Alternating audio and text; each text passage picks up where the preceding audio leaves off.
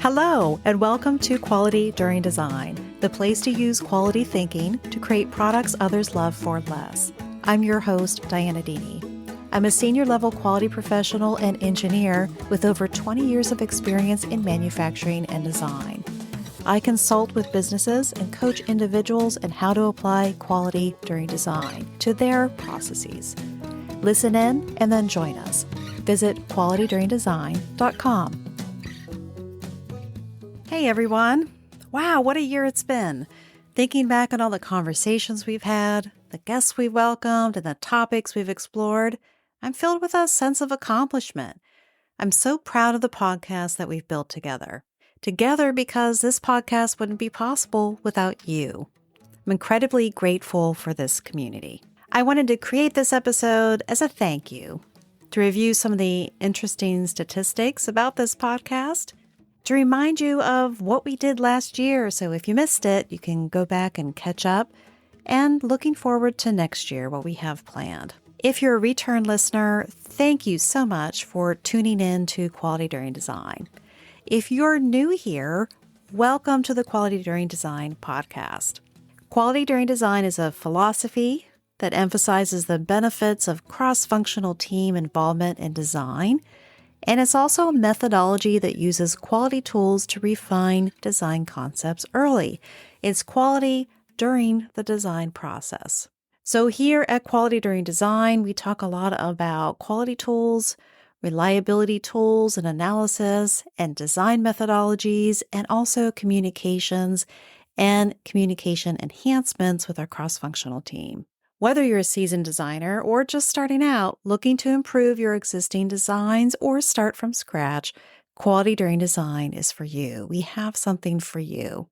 Speaking of you, the listeners, thank you for listening.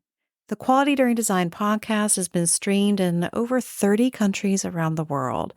The top 5 countries are the United States, Mexico, Germany, Ireland, and the United Kingdom. No matter where you're located, thank you for listening and tuning in. Over the life of the podcast, which started in 2021, the most popular episodes have to do with FMEA, failure mode and effects analysis. That is one of the reasons why I decided to create an FMEA course. I teamed up with Ray Harkins and the Manufacturing Academy on Udemy, UDEMY, to create an asynchronous course. It's a course that you buy, you have lifetime access to, and it is bite-sized lessons that you can digest a little bit here and there, or you can do it all at once. It's asynchronous, it's up to you. You control your learning pace. The course is called FMEA in Practice, From Plan to Risk-Based Decision Making, a guide to understanding and applying failure modes and effects analysis in your systems, products, and processes. My goal with this course was to take it way beyond filling in a table and meeting regulatory requirements. I really wanted to get into how to use these analyses to make decisions and how to use them to control and mitigate risks. We talk about risk management goals, being strategic with what FMEAs we're supposed to be doing. We talk about the use of FMEA to help us meet our risk management goals. I touch on why you see people railing against the risk index and what that means for us and what we can do about it. And I also get into how to measure the effectiveness and efficiency of our meetings with strategic and tactical measures. I invite you to learn more about it at udemy.com, or you can go to qualityduringdesign.com and find a link to get more information there. And you can join over 200 other students in this learning material. FMEA might be the most popular topic over the history of the podcast, but over the last year, the most popular episode that was released this year was Prioritizing Customer Satisfaction and Product Design, in parentheses, the Kano model. I was not expecting this episode to be as popular as it was, but I'm pleasantly surprised because look for this type of analysis in a book to be released next year. I've been working on a manuscript with a working title, Pierce the Fog of Design, Develop Design Inputs with a Team Before You Start Engineering Solutions. I'm not only talking about Kana model things, I'm also talking about risk management and use process, being able to evaluate those in knowledge sharing sessions with our cross functional team. We're talking about concept development, working with our team to develop ideas before we start creating solutions and creating prototypes for things. I think this topic is very important and encompasses a lot of the things that I try to promote with quality during design. So I am very excited to be able to bring this book to you next year. I'll be working with some experts to really polish it and make it the best that it can be. If you'd like to stay on top of the details and news about this book, then please sign up for the newsletter. It's a monthly digest of all things quality during design and engineering. Sign up using the forms at qualityduringdesign.com. Over the life of the podcast, I've had a few special series. I had one special series this year called The Myths of Product Development. In it, I took an article from Harvard Business Review and broke down what some of these myths of product development were. And a lot of them had to do with treating the product development process like a manufacturing process and how it doesn't work and why it doesn't work. So I broke that down over 2 episodes. We talked about each of the myths and how it applies and how quality during design methods can help address those myths or help to make your design process better. If you missed that special series, please go back and check it out. Other special podcast episodes we had included book reviews. I did a self-review of a book by Arnold Schwarzenegger, Be Useful, 7 Tools for Life.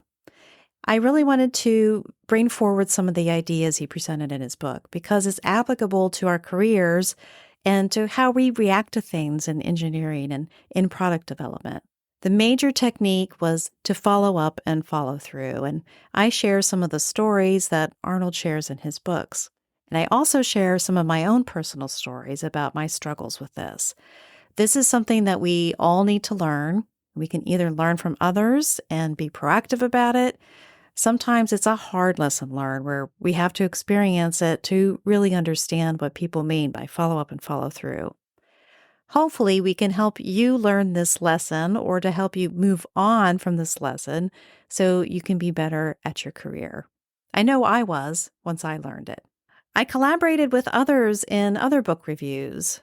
Another book review format that I take is to choose 2 books, read them at the same time, and to compare and contrast the books, especially over a certain theme, which we choose engineering themes and working as an engineer as a theme, and what each book has to say about those themes. So I collaborated with somebody on comparing these 2 books, Brilliant, Shuji Nakamura and the Revolution in Lighting Technology by Bob Johnstone, and How to Win Friends and Influence People by Dale Carnegie. This book review was published as part of an IEEE webinar series, and I got permission to republish it as a podcast episode. So if you missed it this year, go back and check it out. Late in the previous year, in 2023, I collaborated with a couple of other friends on another book discussion where we discussed The Wright Brothers by David McCullough and To Engineer is Human by Henry Petrosky. I shared these in the Quality During Design podcast this year also. So if you like these book reviews, there are 2 of them this year. Please let me know if this is something you'd like to continue listening to, if this is something you're interested in. Also, let me know if there are any books that you think we should include in a book review discussion. Speaking of collaborations, we had 3 interviews this year. I interviewed Fred Schinkelberg on getting information for product design, where we talked a lot about reliability engineering and how it can provide information for design decisions. I spoke with Dr. Megan Pollock about improving communication and the workplace, where she promotes looking at our workplaces a little differently to make them more inclusive, to be more empathetic with the people around us so that we can improve our workplaces, make them a better place to work. I also spoke with Dr. Yakira Mirabito about social dynamics within engineering specifically in design reviews, how personalities and these social dynamics in engineering can affect the decisions that are made about a project, and what we can do about it instead. I really enjoy these interviews. I like hosting these interviews and talking with other people and sharing our discussion with you. If you like these interviews, know that they are packaged within Season 3 of the Quality During Design podcast.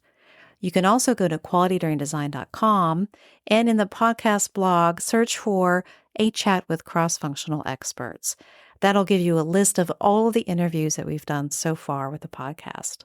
So besides the one-off episodes of special tools and techniques that can make our engineering lives easier, we also incorporate interviews, book review discussions, and series about special topics. If you're listening on your podcast player, go ahead and click the link at the top of the description which says send us a text. Let me know which of these formats you like the most. If you like all of these formats and like having a mix of them, that is also useful information to know. As we head into the new year, I'm excited to continue bringing you insightful and engaging content. This year's been a journey of growth, learning, and connection. I'm so thankful for this community of listeners who share a passion for quality, reliability, and product design. I wish you all a happy and prosperous new year. This has been a production of DIANNA Enterprises. Thanks for listening.